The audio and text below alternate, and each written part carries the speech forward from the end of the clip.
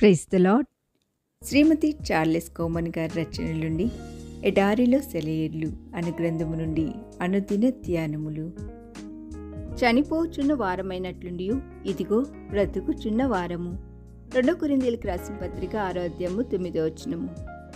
గత వేసవిలో పల్లె పొలాల్లోని నా పూదోట రకరకాల పుష్పాలను విరబూసి కనుల పండుగ చేసింది. అప్పుడే విరబూసి సౌందర్యాలను ప్రదర్శిస్తున్న అందమైన తాజా పుష్పాలతోనూ ఈ పాటికే విరబూసి విత్తనాలను నింపుకుని ఉన్న పాత పుష్పాలతోనూ పూల మొక్కలు కలకలలాడాయి.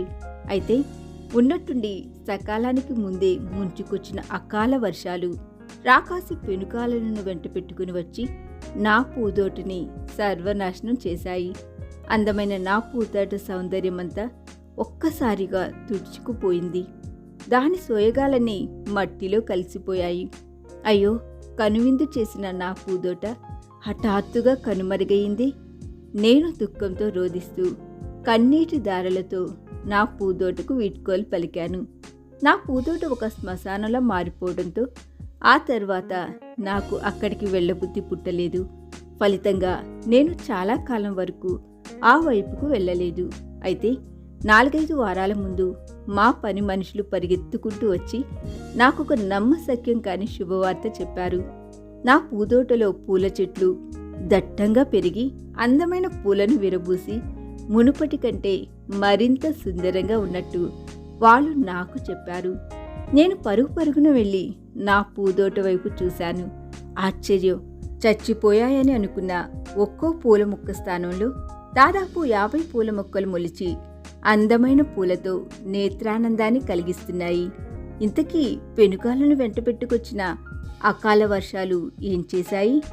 అవి నా పువ్వుల్ని ముక్కలు చేసి బాగా నలిపివేసి నేలమట్టం చేశాయి. క్రూరంగా తొక్కివేసి శాశ్వతంగా సమాధి చేస్తూ ఇక మీ గతి ఇంతే అంటూ వికృతంగా వికటాహాసం చేసి వెళ్ళిపోయాయి. అయితే వసంతం వచ్చాక గాలి తుఫానులు సమాధి చేసిన విత్తనాలన్నీ ఒక్కసారిగా మొలకెత్తి మా మరణం ద్వారా మేము మళ్ళీ జీవించాము అని చిరునవ్వులు చిందిస్తూ పైకి లేచాయి. నా పూతోటలాగానే దేవుని రాజ్యం కూడా మరణం ద్వారా నిత్య జీవపు ఉనికిలోనికి వచ్చింది. శిలువ ద్వారా నిత్య దేవుని సింహాసనం, సమాధి ద్వారా ఆయన అంతఃపురం మనకు లభించాయి.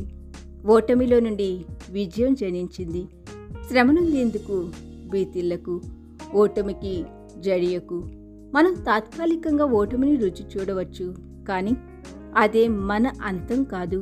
ఎందుకంటే మనం ఓడిపోయామే కానీ సర్వనాశనం మాత్రం కాలేదు. మనం ముక్కలైనట్టుగా కనిపించవచ్చు, కానీ వీరోచితమైన యుద్ధ యోధుల్లా మనం తిరిగి లేస్తాం. శత్రువుని సమూల నాశనం చేసి విజయధ్వజాన్ని ఎగురవేస్తాం. ఈ లోకంలో తాత్కాలికంగా అభివృద్ధి చెందే వాళ్ళంతా త్వరగా వికసిస్తారు. అయితే వాళ్ళ అంతం కూడా త్వరితంగానే వస్తుంది. అది వాళ్ళ నిత్యమైన అంతం. లాభంతో కొలత వేయకు నీ జీవితాన్ని. నువ్వు పొందిన నష్టంతో కొలత వేయి. సంతోష సమయాలతో కొలత వేయకు నీ జీవిత స్థాయిని. నువ్వు అనుభవించిన దుఃఖ గడియలతో కొలత వేయి. నువ్వు తీసుకున్న వాటితో కొలత వేయకు నీ జీవిత విలువల్ని. ఇతరులకు నువ్విచ్చిన వాటితో కొలత వేయి. నువ్వు తిన్న తిండితో కొలత వేయకు నీ ఆనందాన్ని.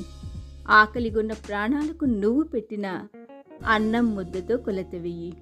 త్యాగపూరితమైన ప్రేమలోనే ఉంది నిజమైన ఆనందం. శ్రమల కొలిమిలో కాల్చబడిన వాడి వద్దే ఉంటుంది లోతైన ప్రేమ. కారు చీకట్లలో కూడా పరుగులు తీస్తుంది ఆ పరదేశు ప్రేమ. ఎదుటివాడి కష్టాలు తీర్చేందుకు, ఎదుటివాడి కన్నీళ్లు తుడిచేందుకు. ఈ దిన ధ్యానము మనందరి ఆత్మీయ జీవితమునకు ఆశీర్వాదకరముగా ఉండునుగాక. ఆమేన్.